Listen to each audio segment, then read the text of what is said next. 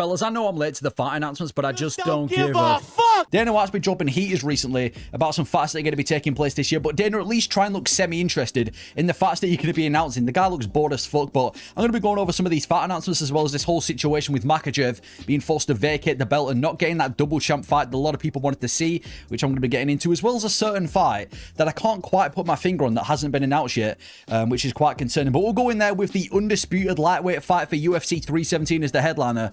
Ilia Topuria moving up to the lightweight division to take on Charles Oliveira. I'm fine with this fight. I'm more than fine with this fight. I think obviously the Topuria versus Makhachev fight would have been good to see, but this is one of the best replacements you could have done. Two of some of the most dangerous fighters in the UFC. It's going to be absolute fucking chaos. It's one of the most violent fights you can make in the UFC at the highest level. Two guys that are always in fun fights. Two extremely dangerous guys. And again, it's one of these fights that are fairly 50-50. I think Oliveira might be a bit of a slight underdog, but it's one of those 50-50 fights. Topuria's been killing it in the featherweight division, just knocked out two fan favorites, trying to make it 3 with Oliveira. And Charles Oliveira, I don't need to say this guy, one of the most dangerous fighters in the UFC, just looked amazing against Michael Chandler with his wrestling. Fair enough, it was against Chandler, not the highest level opponent, but still, this is going to be a violent fight. I can't wait for it. For the headliner of UFC 317, these are the fights that we need, and it's a win-win situation because whoever becomes the champion, it's, you know, you can't really complain about the champion, whether it's Oliveira or Topuria, not saving the lightweight division like it needed saving, but I'm just a massive fan of this title fight. I am slightly leaning towards Charles Oliveira winning this fight. Like I said before, it's fairly 50-50, but Topuria's moving up a weight class against one of the most dangerous fighters in the UFC, a guy who's been at the top for the past 5 years, looked amazing in his last fight with the wrestling. I think this is a much trickier fight for Topuria than a lot of people think. You know, maybe he's not on the same striking levels like a Holloway or a Volkanovski, but I think when it comes to being well-rounded, Oliveira, very dangerous guy for Topuria, and obviously not much bigger, but obviously bigger in size than those guys. So Topuria versus Oliveira, great title fight, leaning towards Oliveira, but it is what it is. Also on that card, we had Pantoja defending his belt against Kai France, a title fight that I saw coming, and I'm sick of a lot of people online talking about this fight and just, you know, saying that it's a snooze fest, it's going to be one of the more boring fights that Dana White's announced. I disagree. I think this is one of the best fights for the flyweight division. Pantoja is the second greatest flyweight of all time. The best flyweight is this modern generation. Kai France, in my opinion, is stylistically the biggest threat to Pantoja. The KO threat that he's got, that takedown defenses he trains with City Kickboxing. He just knocked out Steve Erceg, who made it competitive with the likes of Pantoja and Moreno. So this is an amazing title fight. Fair enough. A lot of people might want to see Pantoja move up a weight class, but we need to stop doing these double champ fights. And maybe he is only on a 1-fight win streak, but he should have beaten Amir Albazi. This is an amazing title fight. Pantoja's on an absolute roll, and if he does beat Steve Erceg, I don't care. I don't know what the UFC, whoever sorts the UFC ranking out, has against Pantoja, but they need to put him in top 5 pound for pound. Great title fight again for the common event of UFC 317. Fair enough, we also coming, a lot of people might not be interested in the flyweight division, but Pantoja's the only real champion right now in the UFC who's been on this long reign. Every other champion loses the belt or wants to move up a weight class. Pantoja's the only one clinging onto the belt, and I'm going to pick Pantoja to win this fight. Don't get me wrong, stylistic threat is Kai France. I think him and Manel Kape are the biggest threats to Pantoja in this division, but the role that Pantoja's been on, the run that he's on, the reign that he's got in the flyweight division, I think he will go down as one of the greatest flyweights of all time, just behind Demetrius Johnson. And some of the other fights on UFC 317, Paulo Costa versus Roman Kopylov. I knew this fight, it was announced quite a long time ago, or leaked quite a long time ago. I'm going to lean to Roman Kopylov. Costa's not been showing up in any of his fights. Fair enough, it's against top opponents, but Roman Kopylov is one of the best strikers in the middleweight division, the perfect mix of danger and accuracy and technicality. I think he pieces up Paulo Costa, but it is going to be his biggest step up in competition. Well, second biggest step up, because technically the fight with Anthony Hernandez was, but another great fight, should be a banger. We've also got Renato Moicano versus Beneil Dariush rescheduled. Obviously, we're supposed to go down at UFC 311. I'm still going to stay with my pick. I'm going with Beneil Dariush. Now, fair enough, I'm a bit concerned because he's been out for nearly 2-3 years now, and he's been KO'd in his last 2 fights, but I think stylistically, this is a tricky fight for Moicano. Dariush has got good grappling. We saw it in the Gamrot fight. His stand-up is probably better than Moicano's. I think a lot of people are writing off Dariush in this fight, but it should be a good one. We've also got Manel Kape versus Brandon Royval, another fight that I knew was going to be on this card, but this is an amazing fight. Fair enough, it might not necessarily, I mean, it has to kind of determine the next contender, because if we've got Kai France against Pantoja, the winner of this fight should face for the next flyweight title shot. I'm leaning towards Manel Kape though. Manel Kape 2.0, the guy that has shown up in his last 2 fights since the Makhachev fight, has looked unstoppable. Elite takedown defense, fast hands, sharp striking, finishing ability. He looks on an absolute roll. And if he can beat Brandon Royval, who's ranked #1, probably the most underrated top contender in the UFC, I say we give him a title fight. Great fight in the flyweight division. We've also got a couple other fights. Jack Hermansson versus Gregory Rodriguez. Denise versus Justin Tafa. Araujo versus Cortez. I'm picking Gregor Rodriguez to beat Jack Hermansson, Denise to knock out Justin Tafa, and I think Araujo is going to put Tracy Cortez on a 2-fight losing streak. So, yeah, we've got some really good fights for UFC 317. Already, I think there's 3 fights left to be announced for that card, but already happy with the card for International Fight Week. I cannot complain. It is stacked with a bunch of big names, a bunch of good fights, and I think the UFC have cooked with that card. We also have a massive fight with Dricus Du Plessis and Khamzat Chimaev. This is one of those fights where it was a matter of when, not if, it's going to be announced. But I'm glad that they finally put a date for UFC 319.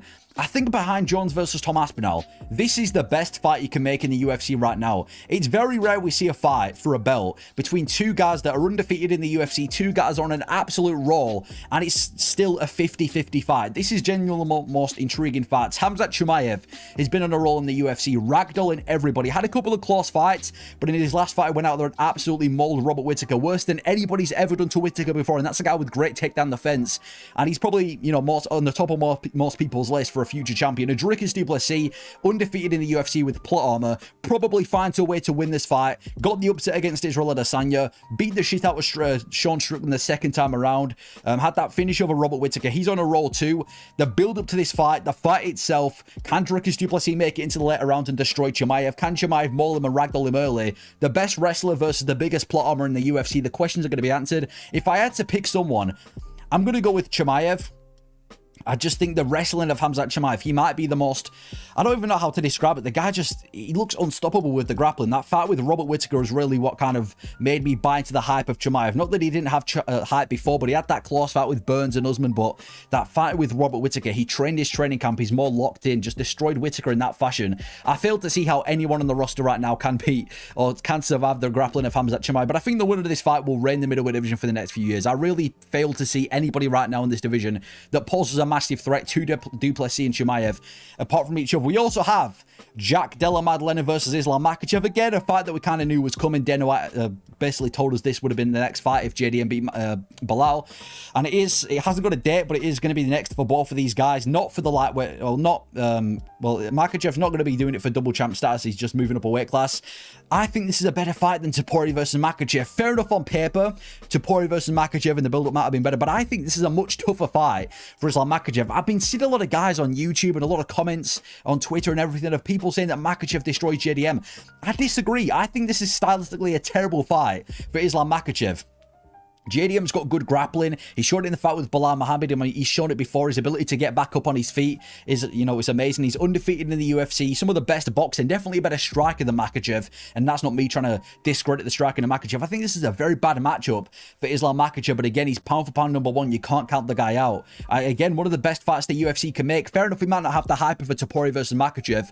But Islam Makhachev moving up to the welterweight division. If he does beat JDM, I think it's without a doubt you've got to put him in the top 5 greatest of all time because of the accomplishments that he's made. But I'm actually leaning towards JDM winning this fight. I really am. He really impressed me in that fight with Bilal Muhammad. I know I was saying before the fight with Bilal that he struggled with grappling with Burns, but even if you take JDM down, you know, he's never been submitted. Well, he has in his early career, but in the UFC, he's never been submitted. He's managed to get back up nearly every single time he's been taken down, and he goes right back to work of piecing people up. And I'd argue his durability is better than Makhachev too. So I think that's an amazing title fight, and I'm actually leaning towards Jack to be the second guy to beat Islam Makhachev. And on the topic of Makhachev being vacated from his belt, I've seen a lot of people online complaining, saying that Makhachev shouldn't have been stripped. He shouldn't have had the belt taken away from him.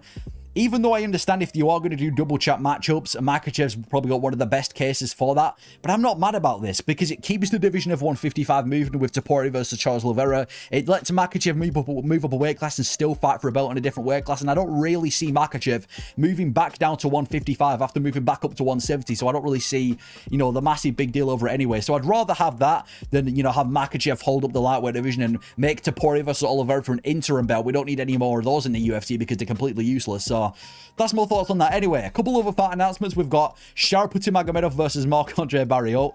Marc-Andre Barriault, I don't know what... Listen, I'm not trying to make fun of the way that guy looks, but Guy looks like I don't know, he doesn't look like he means business, but I'm going to go with Sharmagomedov to beat Marc-Andre Barriault. Barriault could make this grinder. He's known for getting in the clinch and kind of wearing people out, and we saw in that fight with Antonio Chikoli that Magomedov struggled with the grappling, but I think we're going to see prime Magomedov back, piecing up Marc-Andre Barriault, could even get a late finish. It depends, but good fight. I think it's for UFC Abu Dhabi as well. We've also got Ikram Aliskerov versus Bruno Ferreira. This is a fucking banger. If you know these, like both of these guys, you know how good of a fight this is. Bruno Ferreira's on a roll, great middleweight prospect, hits like a truck, and Ikram Aliskerov is obviously doing his thing as well with his only loss being to Chimaev and Whitaker. I'm going to go with Ikram Aliskerov to win this fight, but you can't really count out Bruno Ferreira. The guy's got power, he's got good wrestling, just got a submission over, I forgot who he submitted, but he's coming off a submission win. This is an amazing fight. I think the winner definitely deserves somebody in the top 15, but I'm going to go with Aliskerov, probably by decision. We've got Amir Albazi taking on Tatsuro Taira. I think this is an Apex main event. I'm going to go with Tatsuro Taira. Amir Albazi doesn't really deserve to be in the top 5. He robbed Kai Kara France. He got the shit kicked out of him by Brandon Moreno. Tatsuro Taira has some of the best jiu-jitsu in this division. Lost a very close fight to Brandon Royval, who's number 1. I think he probably gets a TKO, maybe not a TKO. If it's a 5-rounder in the flyweight division, I'll probably lean to Tatsuro Taira winning this fight comfortably. I think he wins the fight everywhere it goes, to be fair, so I'm going to pick Tatsuro Taira. We also have Derek Lewis versus Talisman Teixeira. I think Derek Lewis knocks him out. I can see Talisman Teixeira kind of overwhelming Derek Lewis like we saw Pavlovich do, but Talisman Teixeira is very hittable. He's not like a technical brawler like a Sergey Pavlovich. The guy just swings for the fences. And if Derek Lewis can capitalize on that and clip that chin of Talisman Teixeira, I think he goes down. I'm picking Derek Lewis to win this fight. Nikita Krylov takes on Bogdan Guskov. Bogdan Guskov, he looks awful in every fight, and then he manages to pick up a win. It's kind of like the Dricus Du Plessis of light heavyweight, but I don't think he's got the plot armor, so I'm going to go Nikita Krylov. If MMA makes sense, Nikita Krylov should win this fight. You know, he's a much better fighter than Bogdan Guskov from every aspect of the game. I'm picking Nikita Krylov. And then Jones and Aspinall, the fight that we all kind of been waiting for. Every single time Dana says he's going to do a fight announcement, this is the fight we're waiting to see, and it hasn't yet been made. And I think we've got a bit of a harsh reality when it comes to Jones and Aspinall, because if you look at the next 6 pay-per-view cards, UFC 316, that's obviously going to be O'Malley versus Merab. It's not going to be there. UFC 317, just announced Topuria versus Oliveira. 318's already been announced, Holloway versus Poirier. 319, just been announced, Du Plessis versus Chimaev. 320 is going to be Mexico. They're not going to do Jones and Aspinall in Mexico. And UFC 321 is around October time in Abu Dhabi, and I don't think they do that fight in Abu Dhabi. So it looks like we're probably going to be getting Jones and Aspinall all the way in November, which is, I mean, listen, at least we're getting the fight, and that's assuming that the fight actually does get made, but that's way too long, man. Aspinall's been out since July of 2024, and we've got to wait that long for Jones and Aspinall. It's a bit of a piss take, man, but those are my thoughts on some of the fight announcements that Dana White dropped yesterday. I thought I couldn't really just ignore them. Massive fight, and I'm glad. Listen, he dropped some good fight announcements. We've got a lot of shit to look forward to over the summer, and if we just get that Jones and Aspinall fight made, the UFC might just be saved for 2025. Let me know your thoughts. If you agree, disagree. Thank you for watching.